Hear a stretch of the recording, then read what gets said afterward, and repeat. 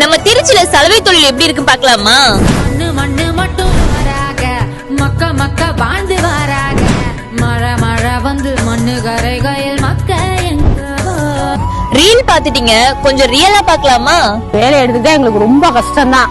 இதுல துணிக்கு ஜாமான் வாங்கி போட்டு எங்களுக்கு ஒண்ணு கட்டுப்படி எல்லாம் ஆகாது. ஆனா என்ன பண்றது, பிள்ளைங்களை வளர்க்கணும், வாங்கின கடன் கட்டணுமே. நாங்க அந்த வேலையெல்லாம் பாத்துட்டு இருக்கோம்.